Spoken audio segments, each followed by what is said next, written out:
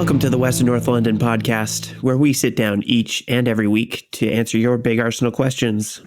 I'm Caleb. And I'm Tim. Welcome back, Tim. This is starting to feel like a broken record to me in some ways. I know what you mean. I feel like we've had too many of these. I don't know. I don't even know what to call them. They're just Arsenal games. I know we're going to get further into it, but there is a part of me that realizes that this is a little bit better than the earlier part of the season. At least we're drawing these games and not losing these games quite literally against Burnley. Sure. Yes. So there's that to look happy about. Silver linings and all that. Yeah, exactly. Well, let's kick things off with what you are drinking this week. I'm drinking, it was a beer a friend gifted me. It's from Seattle Brewing. It's a Seattle Brewing Company called Lucky Envelope. They're down in Fremont, or not Fremont, in Ballard, actually. And I don't know if they're open right now, because obviously I haven't been down in Seattle in quite some time. So you'll have to tell me. But the beer is a peanut butter stout that they make. All right. Normally I'm not into gimmicky beers, and I feel like peanut butter stouts are gimmicky-ish, but I actually really enjoyed it. It was that they make it with the usual peanut butter and then chocolate and coffee, and it worked really well. For whatever reason, if it tastes really tasty. I'm enjoying it. Okay. I will take your word on that. I don't know. I'm with you on the gimmicky stuff. I feel like there was a phase in my life where I tried a lot of those, and 9 times out of 10, they were just as awful as you imagined. Well, I think with this one, what makes it okay for me is I think a lot of gimmicky beers, they use a lot of artificial, or maybe just like hit you over the head. It just doesn't taste real. Whereas this is, it definitely has a taste of peanut butter, but it doesn't taste like artificial flavoring and too much, Good. That's good. I would find that kind of gross if it was an overpowering peanut butter flavor, but I like peanut butter. So I feel like if it was just a hint, I might be okay with it. I mean, it's definitely more than a hint. You definitely know it is peanut butter. It's a slap. It's a slap in the face with peanuts. No, it's somewhere in between. It's like a gentle tap to the face of peanut butter. Okay. All right. Well, I would try it, I guess. Are you drinking a peanut butter beer? No, I am not. I am drinking something called The Fog. And it is... Actually, the can says wandering into the fog, which is interesting. It's a double IPA from Abomination Brewing Company out of, this is out of Connecticut, of all places. Huh. It's out of North Haven, Connecticut. Oh, so is it an East Coast IPA style? It's not a hazy. I mean, it's definitely a double IPA. Mm-hmm. But it's got good balance. It's not overpowering. Like some double IPAs are real strong. This is shoots down the middle a little bit, but it's 8.6%, so it's right where I like it. Yeah, I clocked in at just above where I'm at. I'm at 8.4 with my stout, so that's pretty high. We're not messing around with our beers this week. No, we are not. Yeah, this one was This was part of the mystery pack, so I don't know where you could find this. I'm sure some bottle shops would carry it, but it's got a kind of cool label. It's just kind of like a blue gradient with some trees poking out. If we were more like internet savvy, we could do Instagram posts of our beer of the week. Oh well, now that you say that, I'd actually have to remember to take the picture, but I can do that. Yeah, I think. Starting next week, that could be a good idea. Although I do a lot of growlers, so that's less exciting. You could still pour it into a glass so you could see what it looked like color-wise and all that. Oh, true. You're going to have to stage these photos, really do some some internet influencer work.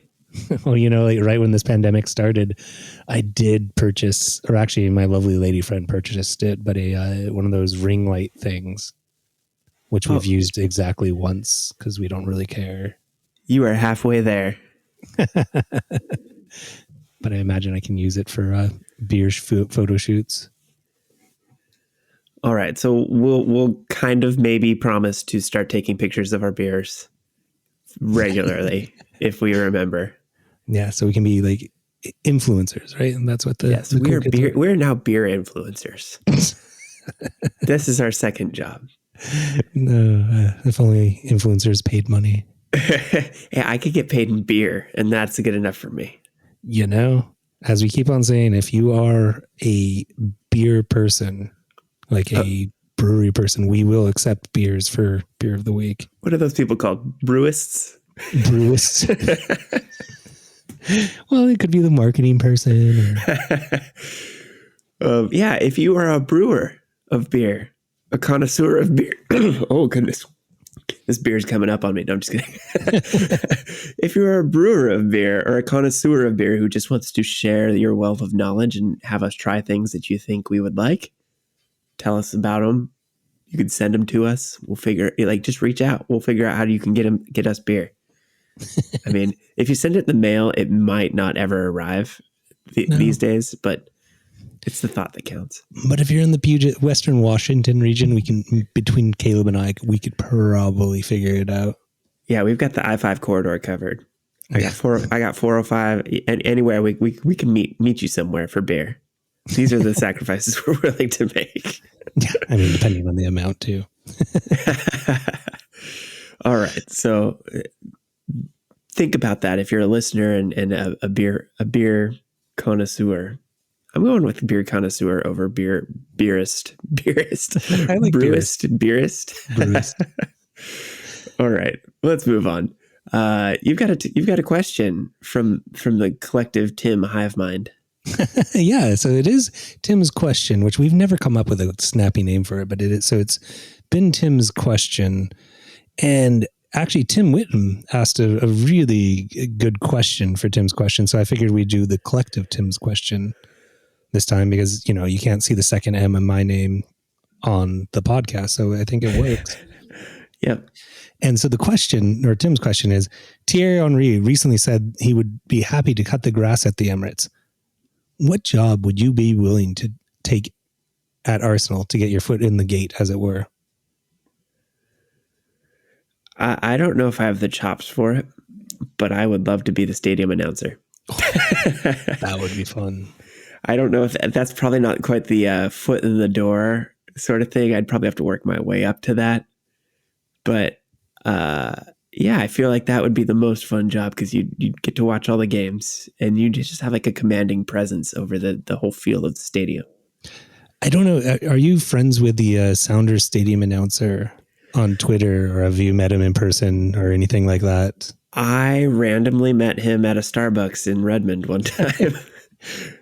He approached me because I was wearing Sounders gear. Oh, sweet. Yeah, he's a great guy. I've met him a couple of times, and he's a great follow on Twitter, but he'll post his notes for doing the announcing. I believe it's BritFox. Unfortunately, I've been in Twitter jail for a little bit, so I can't look this up right now. But it makes you sound so dangerous. You're in Twitter jail. Twitter jail. So yeah, BritFox, I believe it is, and you have to make all these notes about the players that are playing and how to pronounce their names correctly, and make sure you're getting the correct player when they score a goal, so you don't say the wrong name. But it also looks like a whole ton of fun, and when we play Mexican league teams, I have a buddy named Hugo that does the announcement for the Spanish language names, and he just has a blast doing it. So yeah, I think that's a good shout. I think that would be the toughest part, would be getting all the names pronounced correctly. Based on this podcast, I would not necessarily be good at that. Got to break them down phonetically. Yeah, right. I need to hear a native speaker say it correctly, and then I can copy that. Because I think a lot of these names just get straight up butchered by people. Yeah, I know. I butcher names left and right. But we understand who you're trying to talk about. But once you say it loudly to thousands of fans, you have to own it. You have to pretend that's how it's pronounced. And if the announcers on TV or anything, they butcher names horribly each game. And then eventually they butcher it long enough, then it just becomes their name. Yeah, exactly. All right, what would you do as your stadium job? I think I would love to be a VIP ambassador. So like one of the people that when the people come into the fancy boxes, you'd go like escort them in, talk to them, make sure they're having a good time. Because I bet you'd meet so many cool people that way, and you'd get to watch the games. Yes, that would be fun to meet all the. I don't know if they're celebrities necessarily, but definitely the high end fans. Yeah, and I'd be more interested less in the celebrities, but more in like the old Arsenal players that come through. Like it'd be great to see like Perry Groves or some of these legendary players and just like sit down, or I wouldn't be allowed to sit down probably, but like just hear some of the old stories, and if like Bergkamp ever stopped by, like that's who I really want to talk to. Yeah, I think as far as that goes, that's probably the best job to be in contact with those sorts of people. I can't think of a better way to be in their little bubble during a game.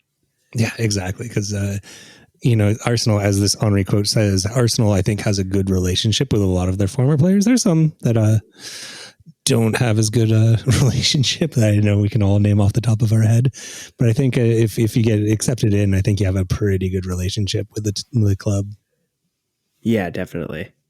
They do seem to come back occasionally when people are in the stadiums, that is. Yeah. All right. Well, that's a good question. Thank you, Tim and Tim, for that question this week. So like I said, it's starting to feel a little too familiar to have these types of games, but let's start with Burnley and this. I don't even know what you call it. Like I said, I think it's just the way Arsenal seems to be going through this season and not finding any sort of momentum. I don't know how else to describe it. It's just very frustrating to feel like we get a couple good games and then this game I felt like we should have had well in hand just gets away from us. Well, I don't think it was a bad game. I don't think we played poorly. And that might be the thing that's the most frustrating about it, or maybe it's a sign or it's a good thing. But I don't think we played poorly. And just kind of as an overall view of it, I remember watching the game. I had recorded it because I'm not waking up at 4:00 in the morning. I recorded the game and I had my cup of tea. And as the game started, we got the 5-minute or the goal in the first 5 minutes. I'm like, oh my gosh, we look amazing. Even Odegaard, Willian, like everyone was looking good. We were passing it through Saka. And after that Saka miss in the 20th minute or so, I started getting that fear, of, oh God, this is going to be one of those games, isn't it? Where we dominate for large portions of the game. We have chances that we should have just buried. I know Aubameyang had one. Saka has just had one that he should have buried. I think the party was a shot that was a hard miss. And I'm like, oh my God, this is a game that we're either going to draw or lose. And it's going to be still a good game by Arsenal standards, just a lack of finishing. Yeah, I think that's the takeaway for me too, is just so many missed opportunities, like just balls at the feet in front of a goal. Like there was a Pepe, which should have been a sure shot, and it just skidded right past him. It's just Saka just put one wide. It's so many almosts, and this seems to be like now that they've kind of turned the corner and figured out how to create things for each other. Now we're just running into the lack of clinical finishing or finishing in general, which is really frustrating to watch because just so many opportunities missed by all the people that should be scoring goals for us. But I think before we get into the sad part and the frustrating part, I do want to focus on that first goal by Aubameyang and just how good we did look in the first 20 minutes.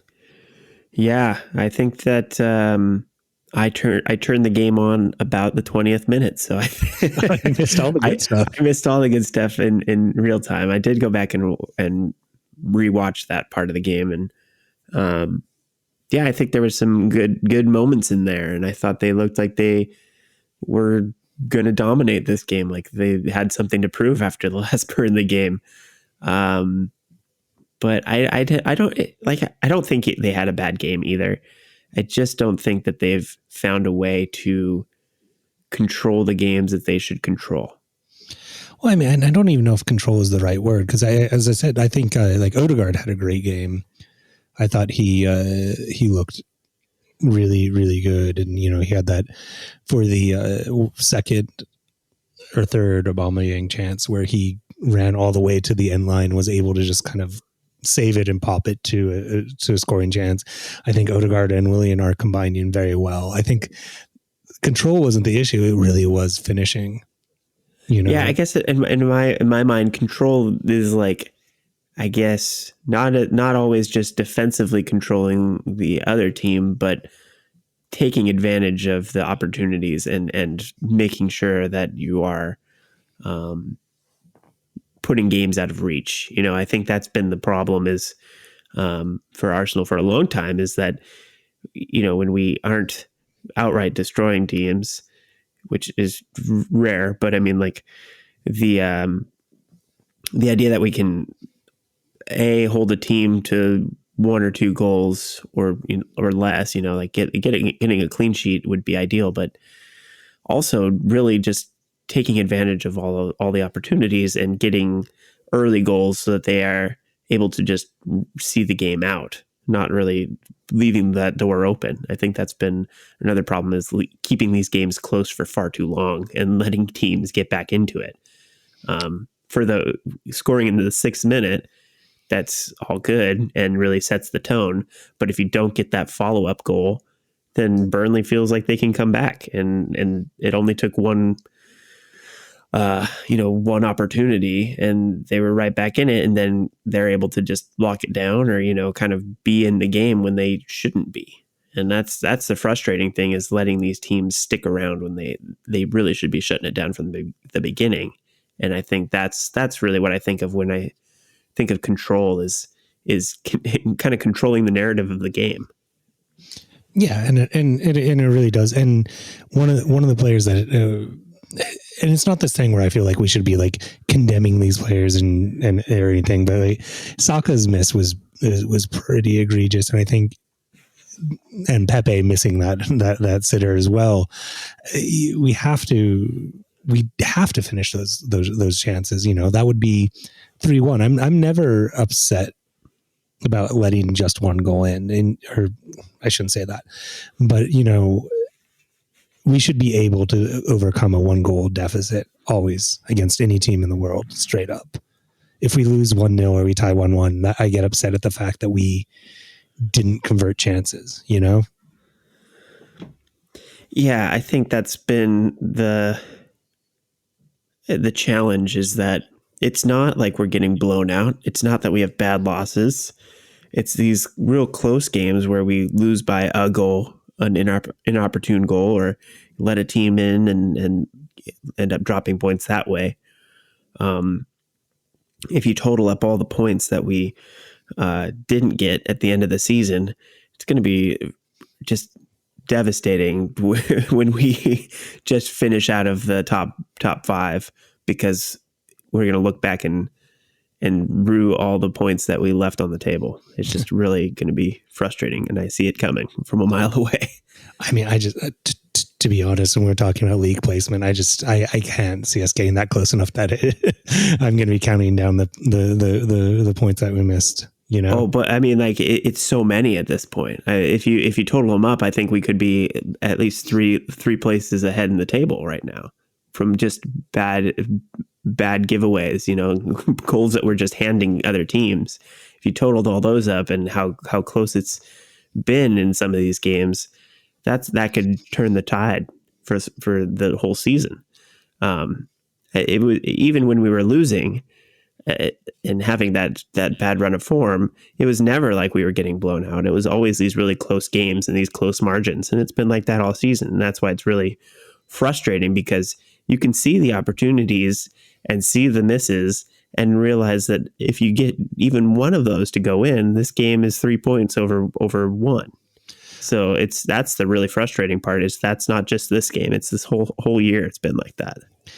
But if we take it in a holistic year perspective, I know we touched on it a little bit in the intro. I do think that this is a game that we lost at the beginning of the year. And as I said, quite literally, we lost against Burnley in a very similar type of game. Mm-hmm. And at least we did get the point away from home in this fixture with the luck running against us. There was some definitely, not just the handball.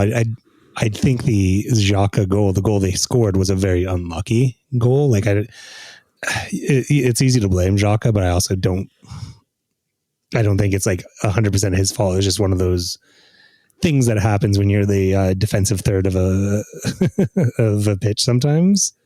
So you don't blame him for that bad giveaway? Sorry, I do blame. Obviously, there's blame, but I don't hold it against him. I don't know how do you see the shade of meaning? I'm not mad at him, I guess would be the.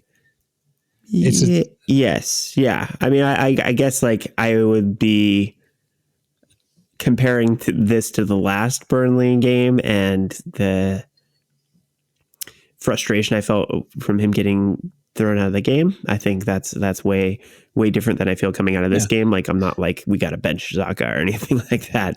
Well, and going back to that last Burnley game, the rage that you would feel against Aubameyang for scoring the goal, for the winning goal for Burnley. Right. So I think it's that you can be sad and disappointed. I don't know. It's just, as I say, if it's one goal and we should have been able to overcome one goal against Burnley. And that's where I'm just not, there's a lot of reasons we lost the game. And I think we're going to get into a couple of them, with the refereeing decisions and certain things. And it's just one factor upon a couple that we are not lost the game. It felt like a loss where we didn't win the game. And so I'm not extremely upset at Xhaka would be the response, I guess I would say. Yeah, I guess I'm with you in a sense, because I don't feel like we dropped points because of Xhaka. We really dropped points because we didn't finish like we should have. Exactly. That was much more succinct than the way I put it. It's hard to wrap your head around these games, because they are. You could put a fine-tooth comb through these things and find so many different reasons why it could have gone differently, or how it could have gone differently. I think a lot of fans, and rightly so, I think are critical of the role that referees have played in our season. And this game was no different, in the sense that we had, I would say, a clear handball in the box on Burnley, and it was reviewed by VAR and deemed not to be a penalty. Well, let's go into it. So Joe Robinson asked this question, which I when he put it on Facebook, and I definitely hearted it on Facebook, which is, what is a handball? And after that, the first handball, the second handball, I kind of get, and we can kind of go into that one after this discussion about the first handball. I don't know. And because to me, and again, I've never gone through referee courses. I played the game for, decades. I've watched the game for decades. So I feel like I intuitively know what things are, but maybe I don't know the letter of the law. And that's where, maybe the red card against Louise, you could have this argument that, by the letter of the law. But to me, what I know of handball is hand in unnatural position, ball hits hand, influences where the ball goes. Should be just an easy handball. If that's not a handball, as Joe said, what is a handball?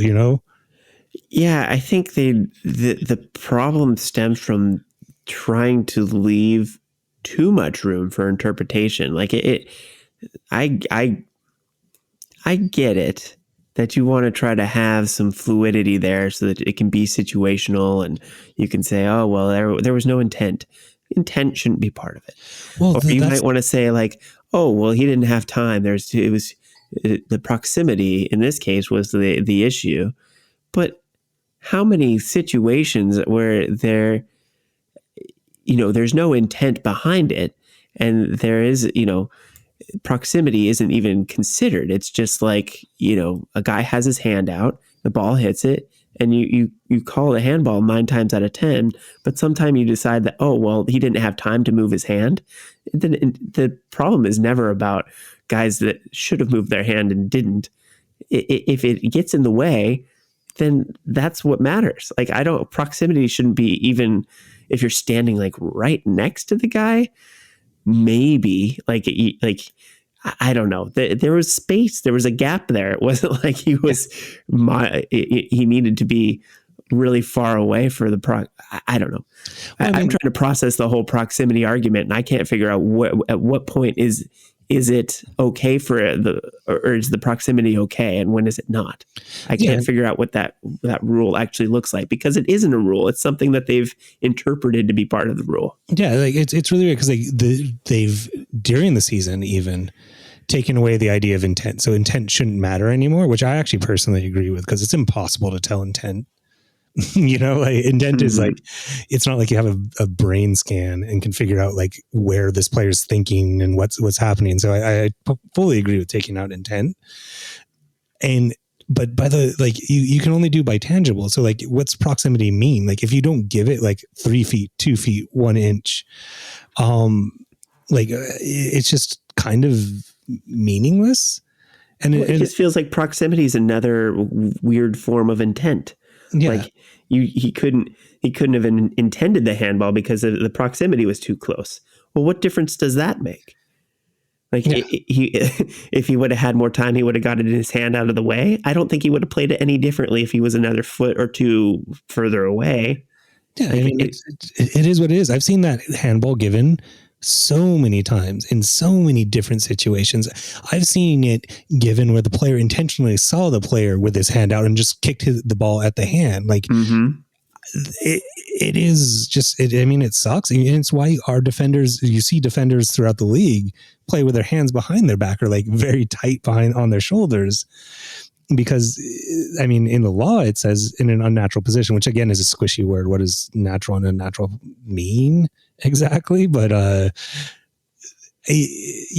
don't get it. And it's why VAR, this is another example of why I'm done with VAR, which is, if it was just a referee making the interpretation, I would just internalize and go, all right, the ref didn't see it. The ref made a mistake, whatever, we're going on. But when VAR looks at that and looks at it for over and over again, I think that one was a couple minutes, right? That one was quicker than I expected, because the play kept going, I think, while they were reviewing that one. It was the second one that was like 5 minutes. But right. Anyways, like, you have the opportunity to look over this. You have the opportunity to have the ref stop. You have the opportunity for the ref to go to the goddamn screen and look at the screen. And in that case, none of that happened. And I'm like, just get rid of this, like, this whole like second thing and just get it back down to the refs who are fallible, and I can internalize that, Yeah, because in addition to that, you're not just saying one ref is fallible. You're now saying a whole team of refs is looking at this and they're all stupid. Yeah, they all can't see it. Well, one ref is fallible at game speed, which, like, I've made mistakes watching a game at full speed, that like something like the second handball, which actually totally was not a handball. But at game speed, 100% looked like a handball. You can understand these types of mistakes. But when you have a whole team that has a chance to look at it from multiple camera angles over and over and again and still makes a mistake, I don't know. I don't know if it improves the game. I think the thing that sets the Premier League apart, and I can't remember if I've said this on here, or if I was just ranting about it somewhere else, but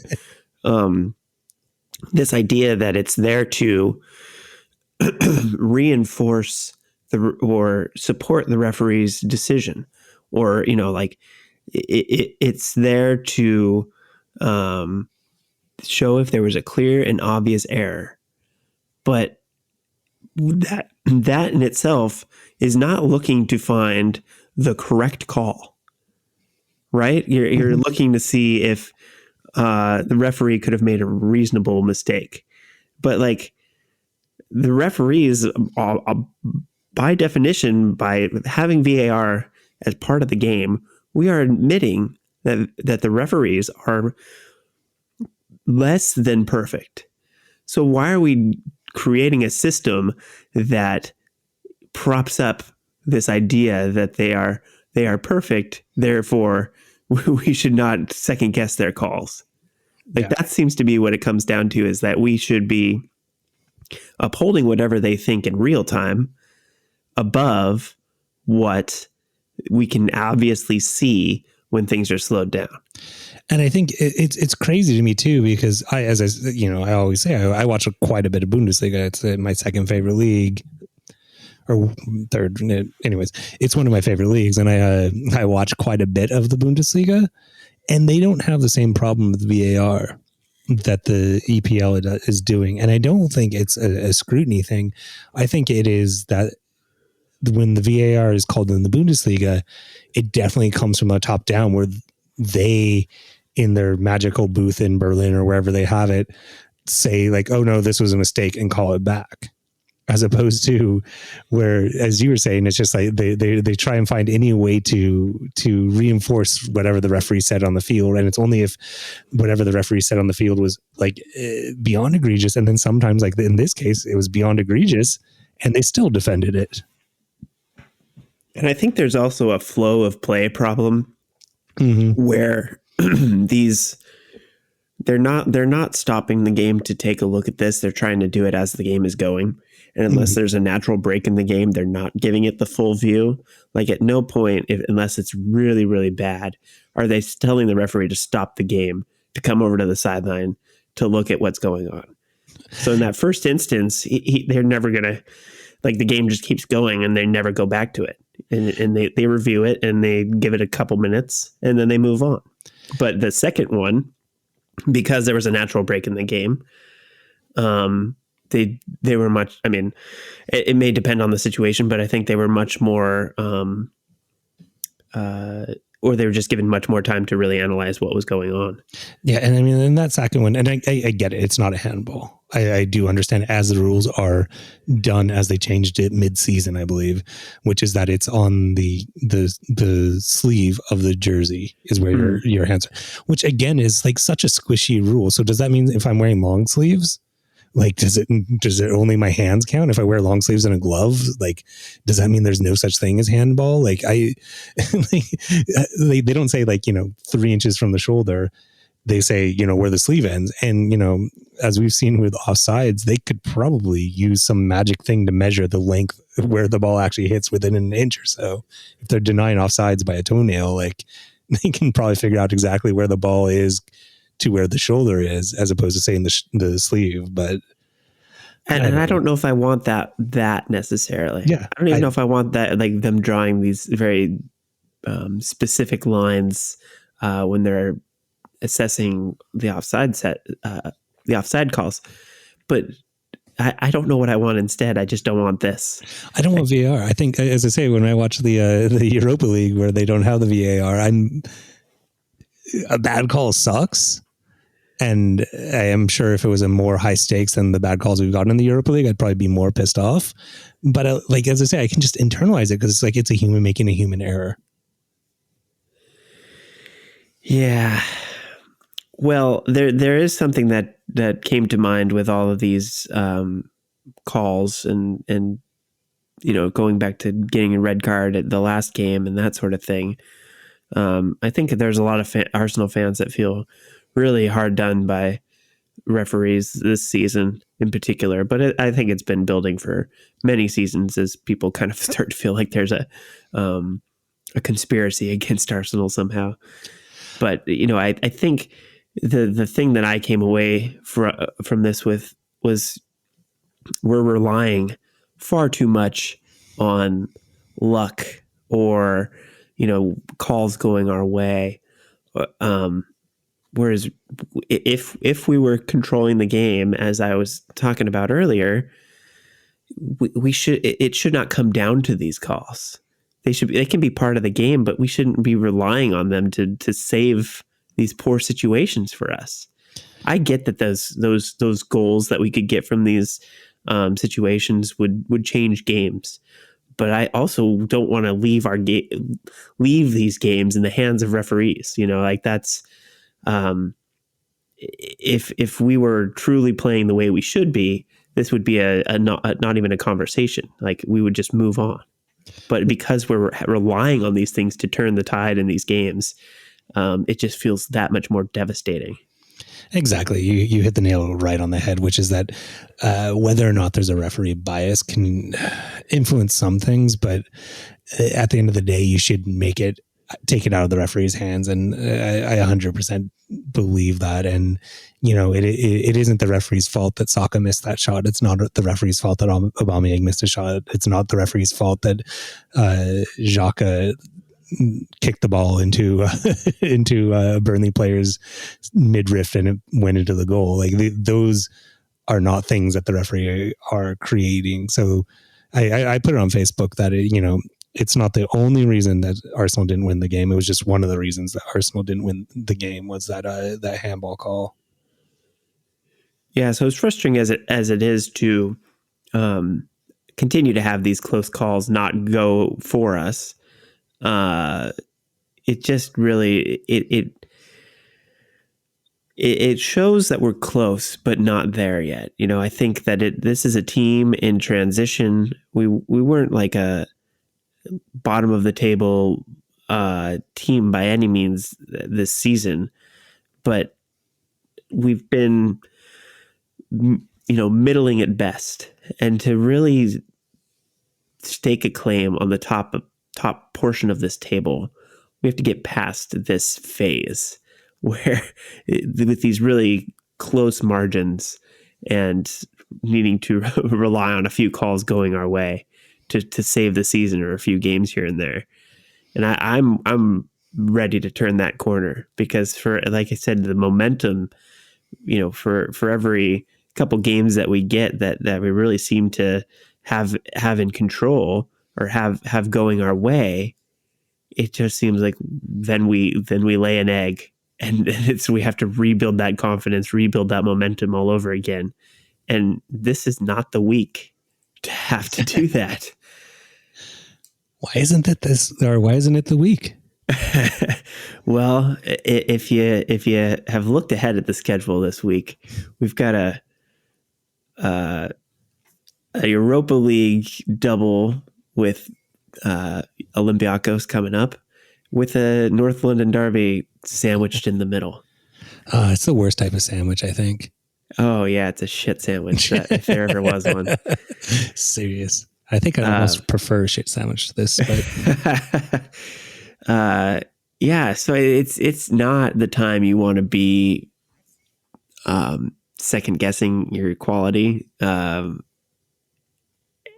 I don't know how much confidence to have going into Olympiacos, but I do not want to leave the door open for them. I think that they will be doing everything they can to level the playing field with Arsenal stay in this. You saw that Socrates is giving away all of Arsenal's secrets to Olympiacos.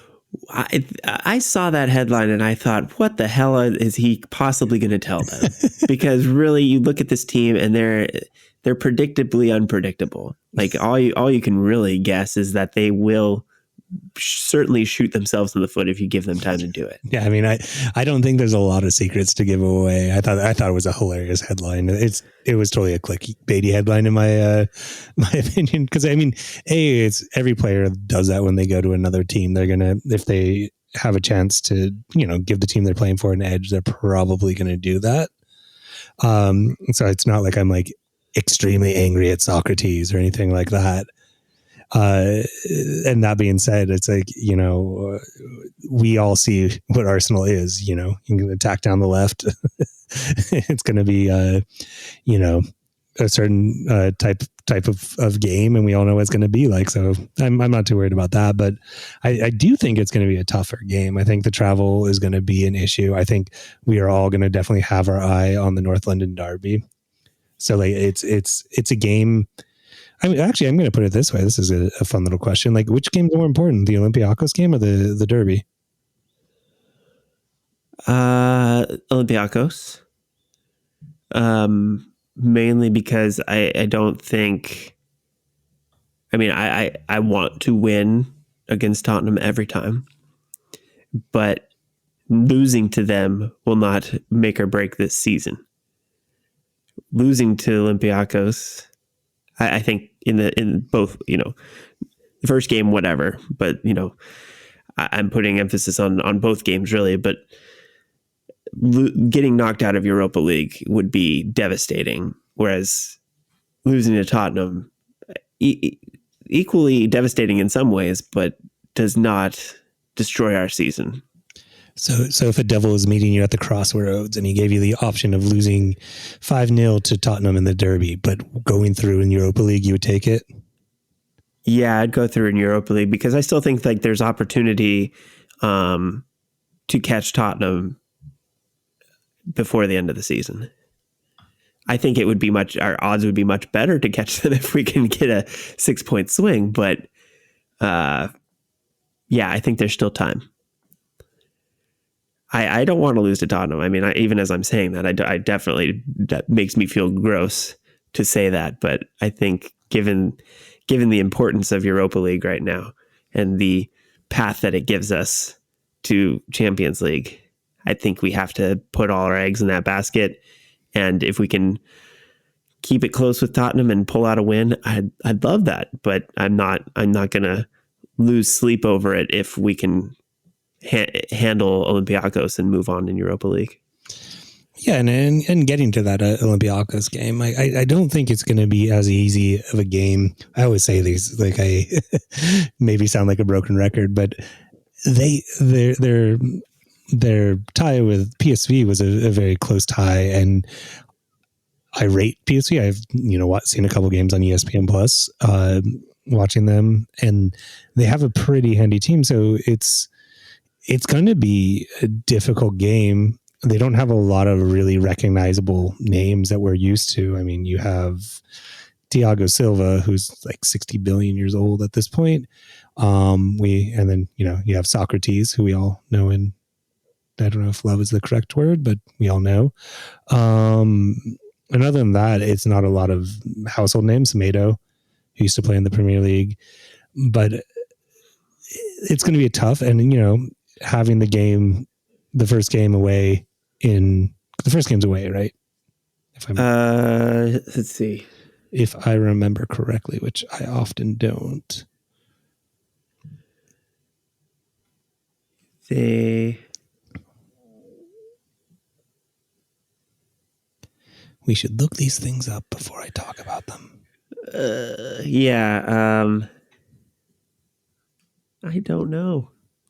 My internet is running slow right now, but I have no help.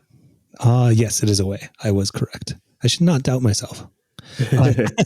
So it is away. And so it's going to, it's going to be a hard round trip. It's, at least they're familiar with it because they just played in that stadium. Right. So they actually probably are, I hope, keeping to a similar routine. So that part should be at least take away a little bit of the advantage that Olympiacos has. But, we didn't have a great time against them last time. And I think that does linger in some players' minds. They've met, they've played each other 10 times and never tied. And they've split those 10 competitions. So it's not going to be an easy runaway win, but I think Arsenal can win this game. This series of games. I don't think it's going to be easy, but I think it's very, very winnable compared to what the teams we could be playing. And if we can't get this, I mean, we're doomed after this. So I think we have to continue to build, and build confidence and really show that we can handle this team. I think really taking control in the first leg is going to be key, because I don't think it would be wise to leave it up to the second leg or even leave it close. But I think Olympiacos is vulnerable, and like you said, they aren't a stacked team by any means. But I think Arsenal have to kind of win the mental game, and getting knocked out by them last year is definitely going to be in the back of their minds. So you either take that as a challenge that you have to overcome, or you let that get to you and collapse. And we've seen the collapsing Arsenal before. So I think really this first game is going to set the tone. And I hope they come out firing on all cylinders. I think Saka's had a great run in Europa League. I think he's got like 8 assists in Europa League play. So he's pretty much on fire. And I loved what Odegaard brought or has been bringing. So I hope he gets a run out on Thursday. And I want to see the best that Arsenal has to offer, and I hope we see that Thursday and then again on Sunday. I think, I don't think we need to worry about fatigue. I think there will be rotation, but right now, between these 3 games, you need to kind of figure out how to get your best guys on the field as much as possible, and maybe pull players early to get some rest into their legs. But I think the goal should be get a good lead in the first part of the Olympiacos game, sub some guys out, save them for the derby game, and hope that you can keep it close and squeak out a win against Tottenham before finishing things off the following week.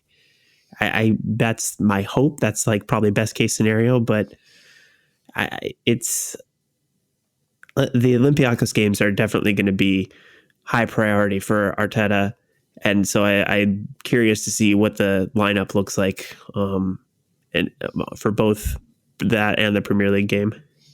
Yeah, I mean, luckily Tottenham has the same or a similar type of schedule where they're in the Europa League as well, and so they will have to do some. Although I don't know whether they're home or away, because I really don't pay attention to them other than when we have to play them.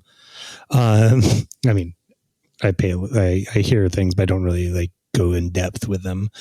But I do worry about that North London derby game, just because unfortunately it looks like I would have liked to have played them 2 weeks ago when it looks like Mourinho was doing Mourinho things and the team was falling apart. But it looks like they've kind of cobbled together some form, and Bale looks like he's coming back in form. And if they can get an informed Bale, I worry about a Bale, that type of, their front 3 with a Son, Kane, and Bale running at our defense. That's definitely a scary thought to me. Yeah, I had concerns about Bale early on in the season, and it just took a long time for him to get going. And now that he is, it's a little worrying. But I don't know how confident to feel. And I think I will feel much more confident if we can get through the first leg of this Europa League match with flair, we'll call it. just coming out of it feeling confident. I think a strong performance will really launch them into the Tottenham game. Yeah, I mean, I think that's right. And what you brought up of hopefully being able to get some players some rest and get them off early enough that they can, not play full 90 minutes and then have to go play another full 90 minutes in a derby game. Yeah, I'd love to see the likes of Martinelli getting some minutes. I don't know how realistic that is, but I don't know. I also don't know what Emile Smith-Rowe's status is currently. I thought it sounded like it was not a serious injury and that he might be back sooner than later. So if he can make a comeback, either in the Europa League or on the weekend. That would be a huge boost to the team. This is a little bit of an aside, but has it felt like this year the injury reports have been less forthcoming than they have in previous years? It's, normally I feel like you get like a weekly injury report and, there's a lot more transparency, but this year it just has felt a little bit more secret. I don't know if I picked up on that. I feel like they're there. They put them out and yeah, oh my gosh, what is wrong with my mouth? They seem to put them out in a timely manner, but I think there's been a lot of vagueness to specific injuries and timelines. So I think that might be what you're picking up on, is that they're talking about it, but nothing too definitive. Which is definitely a prerogative and probably a good thing. My knowledge of whether a player's injured or not is not going to affect the world. Right. I think the more specific they are, the more likely people are going to be up in arms when they don't make their goal or deadline. Yeah. So I'd rather the players come back on their own timeline than when we've seen what happened with Party. So I would rather we take our time and get these players back to full fitness before forcing them back, especially for the North London Derby, which was when Party tried to make his comeback last time. Yeah, and you mentioned it with someone like Emile Smith-Rowe as well, which is a player that we're looking at holding on for the long term. So hopefully we don't take a short term view on his injury and make sure he's fully fit before we put him back on the field. Absolutely, but I do think he brings a different look to this team. So having him to rotate in for Pepe or Odegaard or whoever he can help spell during the next run of games here would be a big boost to the team. But with that said, I think that's pretty much the next 3 games in a nutshell. We'll be talking about the first 2 of them for the first 2 games next week on the podcast. So we'll see where we stand going into that second leg of the Olympiacos tie. But I hope we have positive things to talk about after the next 2 games. Me too. All right. Well, let's take a quick break. And when we come back, we got a couple questions to answer. And we'll wrap things up after that. So stick with us and we'll be right back.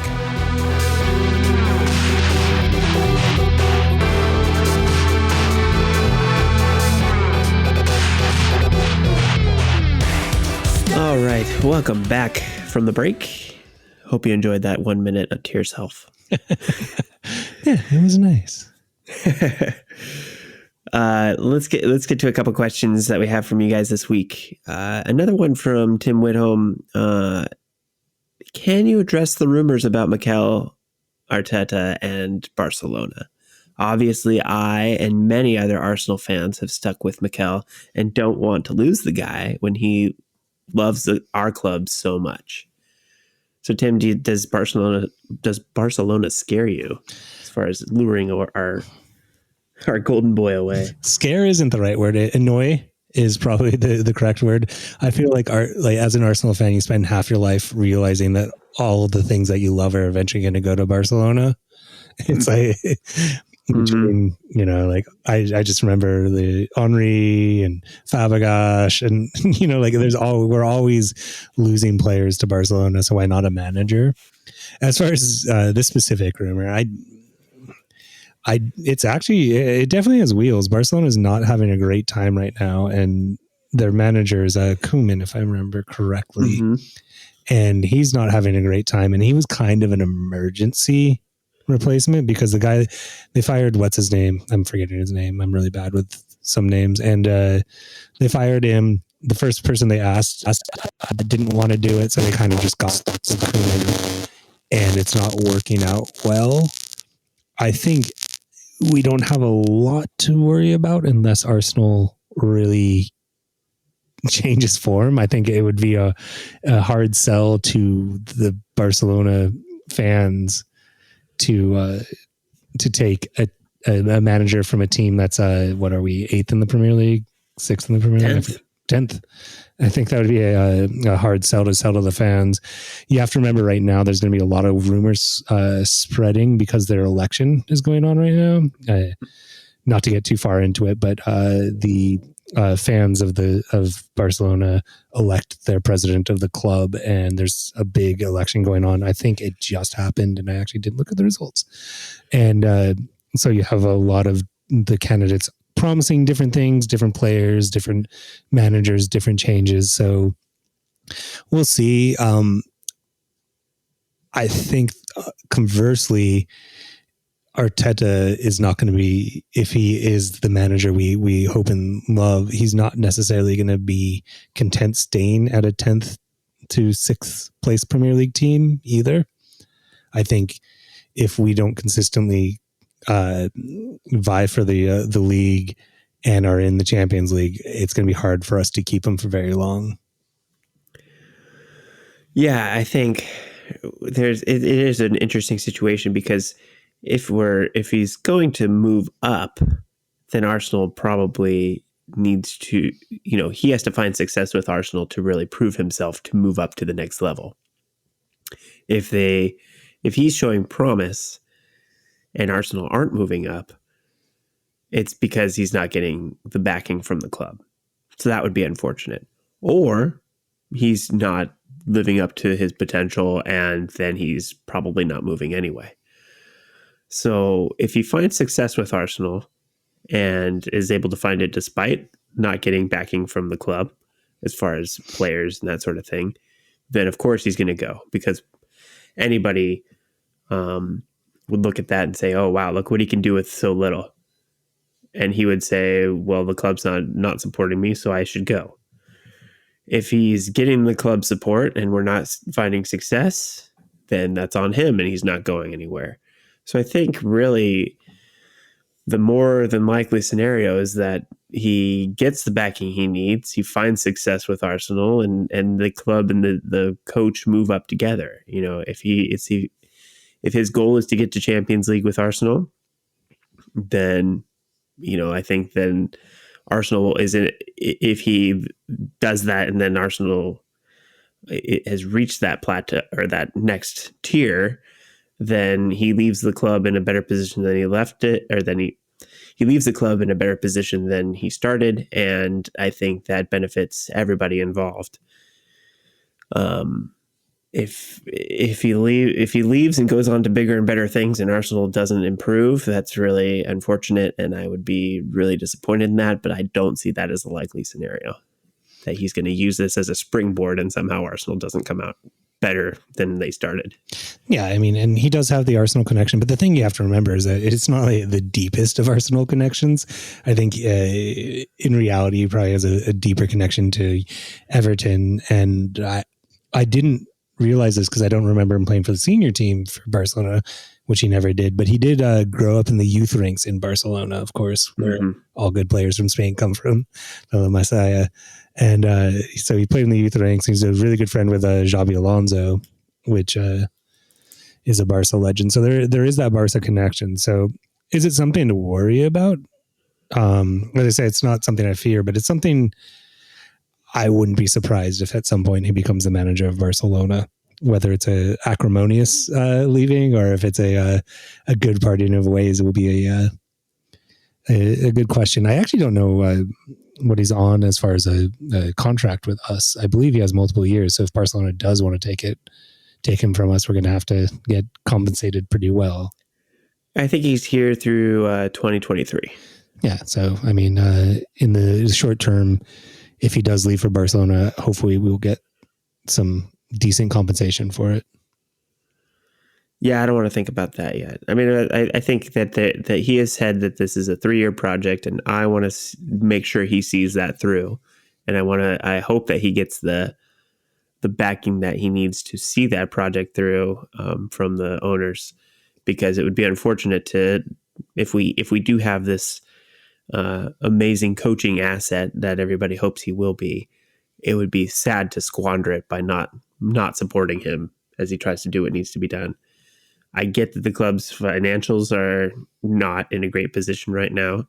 They're definitely in the red for another season here, but we have owners who can step in and change that position quite a bit with an injection of funds.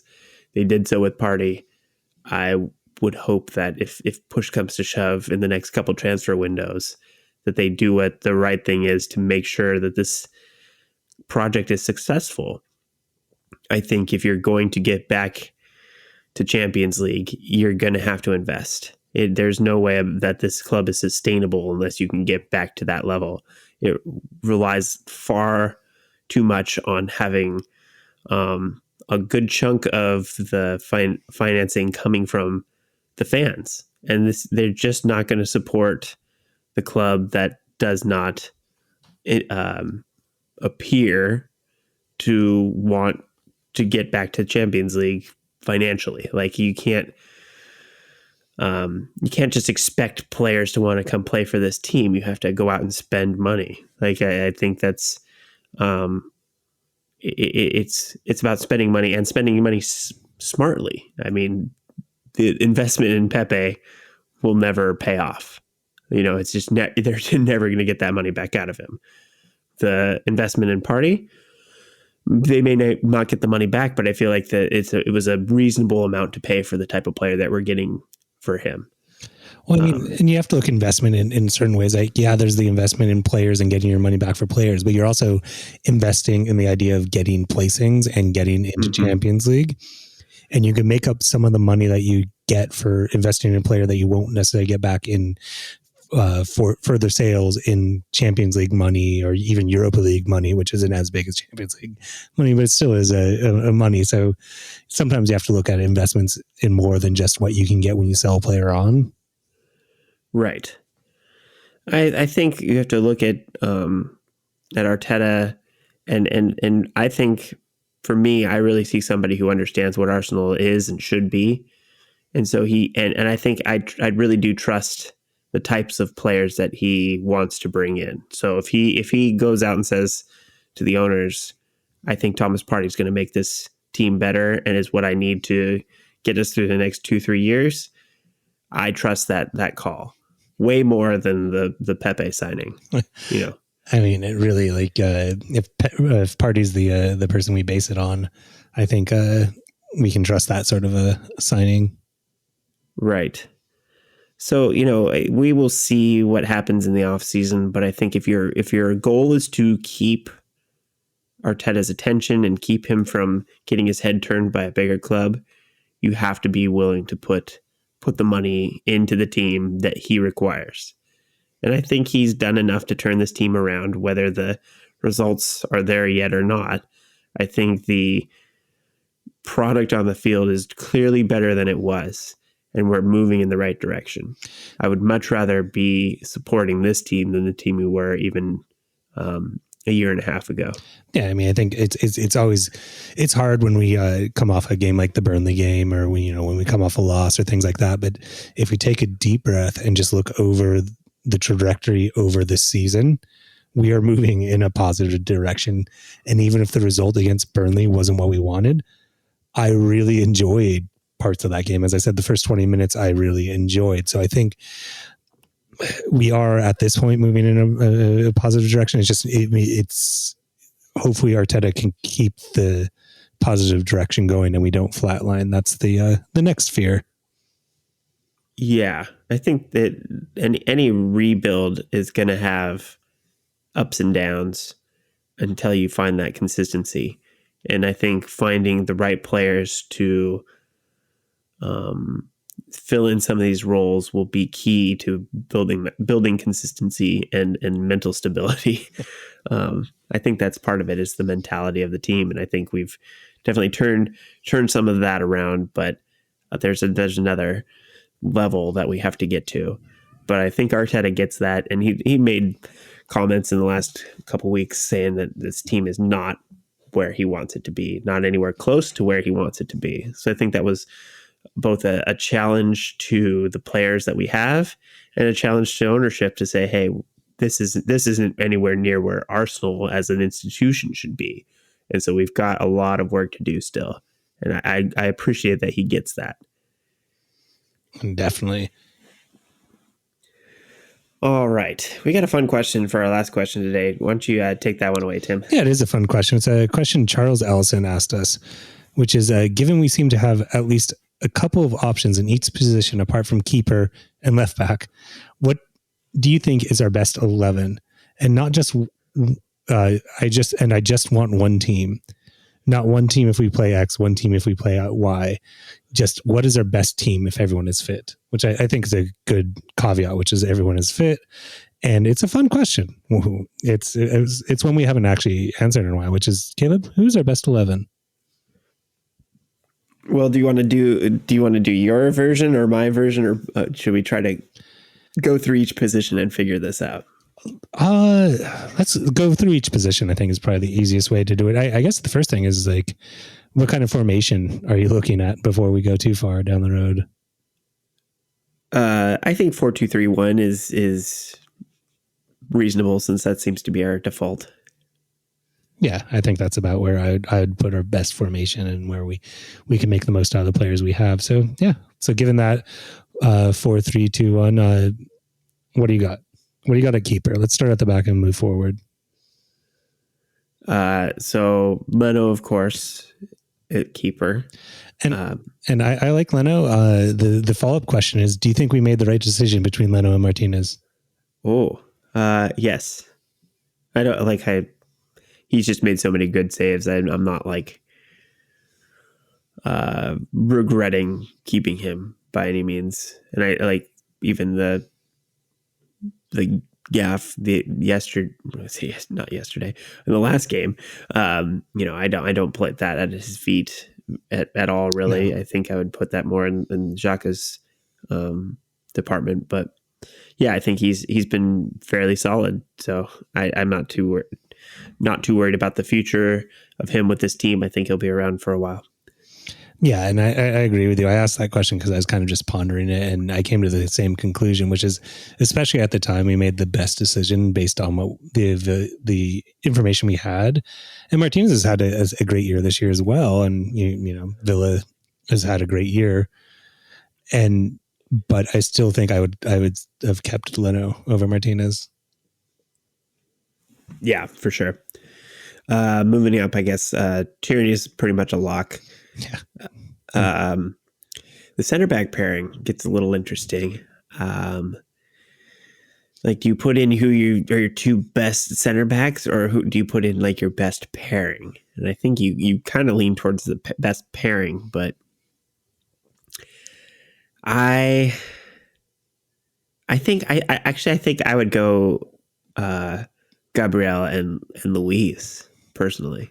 Exactly. We haven't had no differing opinion. I do with Gabriel and Luis. And I think with Luis, as we've said, he's great till he's not, and but we have a lot of players like that. Yeah. But I think with Luis, like, his passing is so good. And he showed it again in the Burnley game, that he has that great pass, and he's so good at distributing from the back. And I think Gabriel went through kind of a weird period earlier on in the season, but I felt like he's been solid, or fairly solid, for the last few weeks. Mm-hmm. I think my pick for right back shouldn't be a surprise, but I think Bellerin's still my guy. I think Cedric brings a different look, and I appreciate that he can play both sides pretty well. And I just think I don't know if I can justify Bellerin really more than I just like him. Well, it is a thing. Like, for me, that's one of the closest positions is Cedric or Bellerin or Cedric, and I think for me, I'm edging towards Bellerin, but I don't know if that's just my familiarity bias. He feels like a player. Plus, I like him off the field. I think he's an amazing person off the field. So, like, I have a soft spot for him. As far as performances has gone, it is more of a coin flip than I think we thought about it would be earlier in the season. But I think going forward and with offensive play, I think Bellerin is a little bit better than Cedric.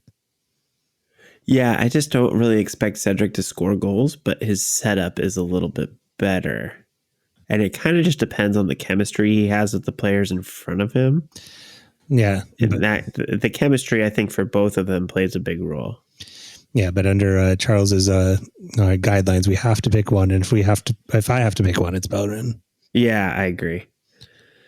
And then so moving up a line here, I think it's Partey and Xhaka pretty clearly. I still think we could upgrade on Xhaka, but he's still our second best guy. So I think those two are the locks for those positions. I don't know as much. I saw obviously Partey is for me pretty nailed down if he's 100% healthy. And I think, we haven't seen his best either. That's like, for me, that's the most exciting thing is between his injuries and everything and not getting a full good run in the team. I'm excited for him going forward.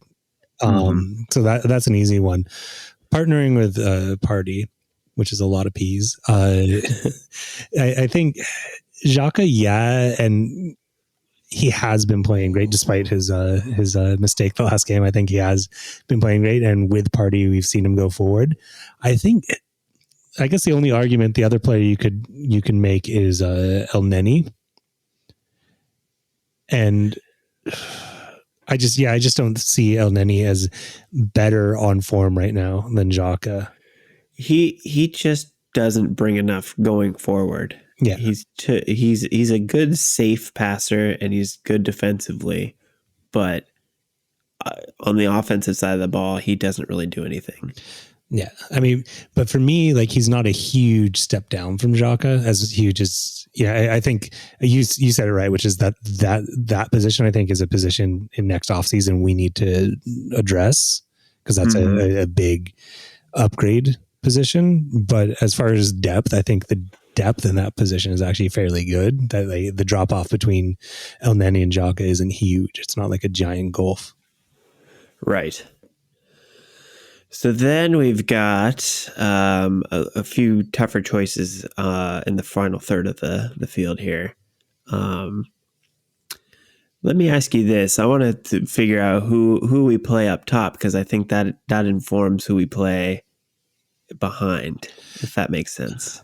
I think that is going to be a tough question. I think this is one of the more the tougher races. I think right now I play Aubameyang, and I don't know if it's the right choice, but he is the one with the history, and I feel like right now he's turned the corner, and I think he's going to be scoring some goals. Mm-hmm. And for me, it's between Aubameyang and Lacazette is the two players I'm considering up top there, and I don't hate what Lacazette brings, and I think you bring it up that it kind of depends who the midfield is because I think Lacazette has some great partnerships. I think Lacazette with Smith Rowe is a great partnership. If I gun to my head or Charles's question to my head, I'm going to say Aubameyang. Aubameyang up top. Yeah. You? Okay.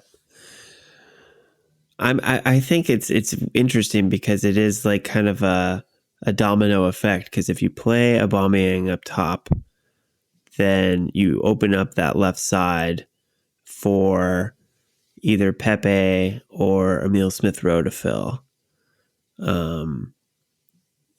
But if you put Lacazette up top, it really only leaves that position for Aubameyang to fill.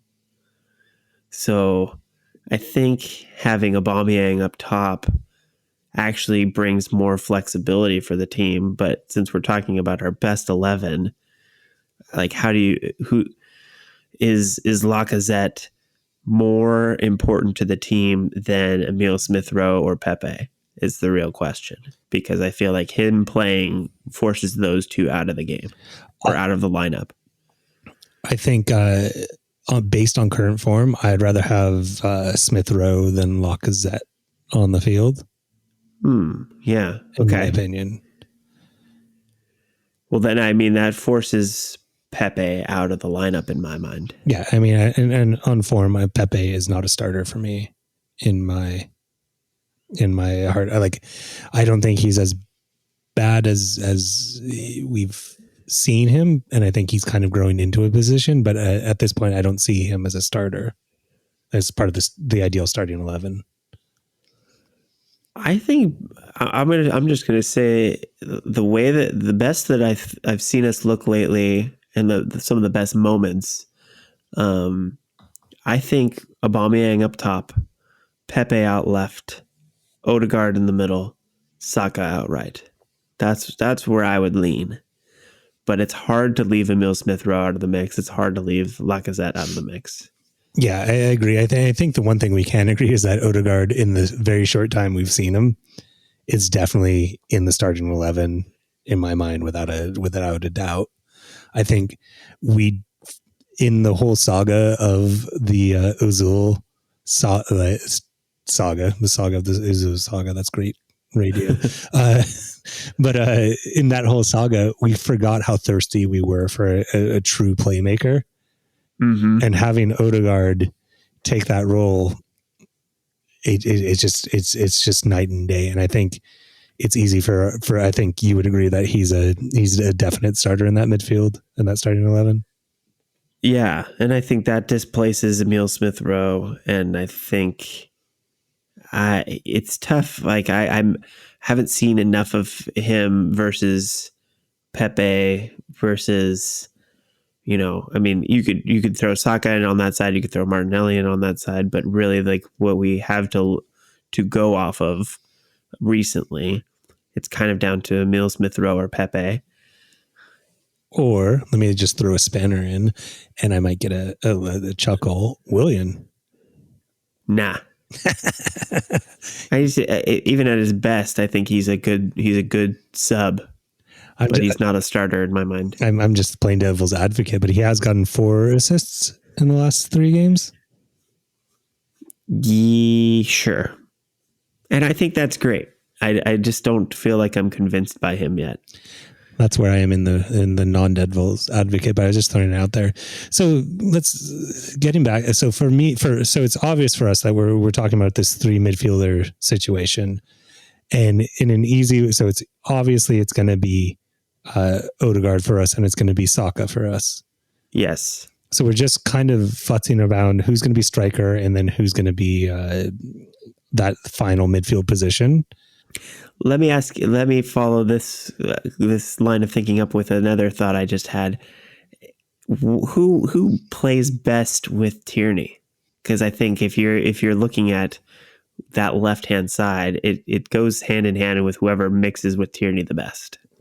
Well, I'm going to throw it out on the left-hand side. I think that Saka plays the best with Tierney on the left-hand side. When Saka and Tierney combine, that's some magic.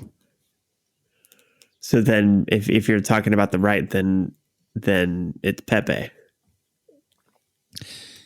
Can Smith Rowe not play on the right? He's been played mainly on the left. I'm not saying he could probably play anywhere in that band of 3, but he hasn't really played on the right as much.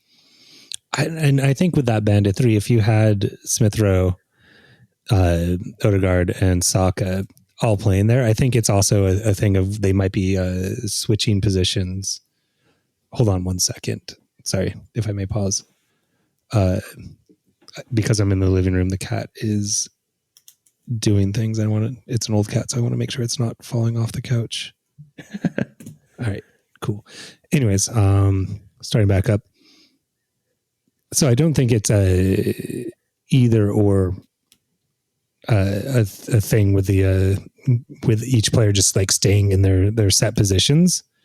I think they might be able to switch around sides. That Odegaard isn't going to be in the center. He might be on the left or the right. And I think at least Saka is able to switch sides fairly easily. Mm-hmm. But Pepe as well, I think it's interchange. Like they could switch with each other and be totally fine. All right, so let me ask you this question: if we just isolate between Pepe and Smith Rowe and forget all the connections and everything like that, and just the two players, are you starting Pepe over Smith Rowe? It's tough because I feel like Pepe as an individual player brings a lot to the table as far as goals and assists, whereas Emile Smith Rowe is the type of player that brings more of the intangibles. He is one of those force amplifier types. The team just plays better with him on the field, so he does a little bit less as far as the stat line goes, but maybe more as far as making everybody around him better. So it's real tough because this team really needs people who can score, and that is not necessarily something I attribute to Emile Smith Rowe yet. Yeah. So, but I would attribute it to Saka and Aubameyang, and I guess having two isn't necessarily ideal. But I think, again, to take the spirit of Charles's question, gun to my head, if I had to do the 11, I would have a band of Smith Rowe, Odegaard, and Saka in some combination of left, right, center. I don't know exactly which, and I think they'd probably switch anyways. Are you leaning towards having the Pepe? Is that? I think if I had that lineup and I had Pepe to bring on late in the game, I'd feel much better about what he could do to change a game than what Emile Smith Rowe could do to change a game. Gotcha. So have Pepe on the bench. He'd probably be my first sub. Yeah. Yeah, which I could definitely buy, and I agree. And I do think that Pepe definitely feels more goal threatening. And when he came on against Burnley, we didn't really talk about it, but when he did come on, he is the one that created the two handball chances, and he did look very goal dangerous. Yeah, I think when he's his most confident, he can be one of our game changers, and we definitely need that type of player right now. Exactly. Especially when you want a change of pace. He's got that in spades. Because, this question brought it up, which is who's goal dangerous on the team? Because you have Aubameyang and you have Saka who's scoring goals and Lacazette. But after that, like the goal production definitely feels like it takes a dip. Yeah, I think even Pepe lacks the consistency that you would desire from his position. But he's one of those people, I think, that would benefit from a run of games, and he hasn't really gotten that. So I can't really hold it against him at the moment. But, this team has some holes. It has some things that could be improved upon. So even our best 11 definitely we could upgrade some spots, that's for sure. Yeah, there's definitely upgrades. So to expand Charles's question though, like you mentioned one, but who would you have on the bench excluding keepers? Because it feels pretty easy to figure out the keeper. Well, I think you definitely have Lacazette and Pepe as two of your subs.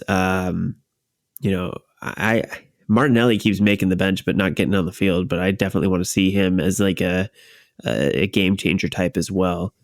I just like for the bench, it's hard to justify having both Pepe and Martinelli on the bench, if that makes sense. Because if you're looking at it from a pure just like substitute, I don't think you sub both of them on the same game.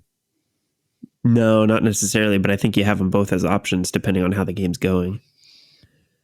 Because I think there's definitely more of a defensive-minded player in Martinelli that Pepe doesn't necessarily have in a consistent basis. Fair enough. And with the expanded bench, I guess it makes a little bit more sense when you're playing with 8 players as opposed to 5. We're pretty lean right now too, so I feel like Martinelli would just make the bench kind of because there isn't a lot of other options. But yeah, I think that's pretty much where we land on the lineup right now, and with everybody loaned out and that sort of thing. There isn't a ton of wiggle room, especially with some of these guys just kind of as the established starters. It's good we have rotation at our center backs. It's good that we have options with Ceballos and Elneny to bring in some different looks in the midfield pairing. I think it really the thing that will decide the front four is form and chemistry, and I think there's established players like Lacazette, or excuse me, thinking about Lacazette, who's not established, but Saka and Aubameyang. I feel like those guys are probably going to play 9 times out of 10. And then kind of figuring out who matches up well in the other positions. Yeah, and you talk about chemistry, and I think Aubameyang and Saka have actually created a nice little chemistry together. I think they play really well together. Right, and it doesn't really seem to matter where they're playing, whether it's left Aubameyang out on the left or Saka moving around. They seem to find each other really well. But well, you see Arteta tinkering a little bit, but you randomly see Callum Chambers coming in at right back and that sort of thing.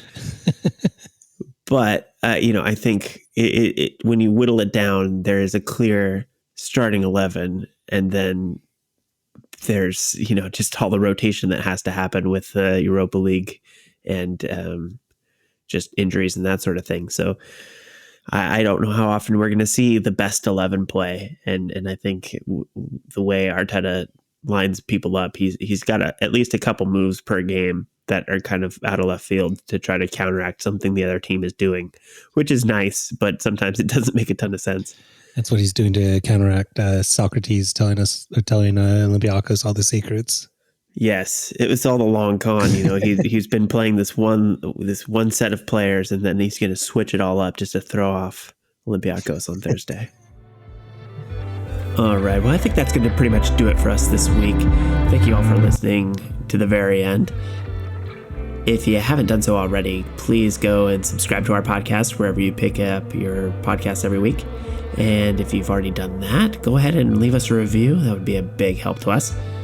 If you've done all that, why don't you go ahead and follow us on Twitter? We are at W of N London. You can get updates when we release new episodes or, our usual game tweets. And if you just want to send us a question, you can do so on Twitter, or we are available at westofnorthlondon@gmail.com if you want to send us your questions there as well. If you like what you heard for our theme song, that's Bobcat, and they are bobc.at if you want to go check out their website and pick up their album. No course to follow. All that will be found there. I think that's pretty much it for us this week. So as always, see you at the next gun show.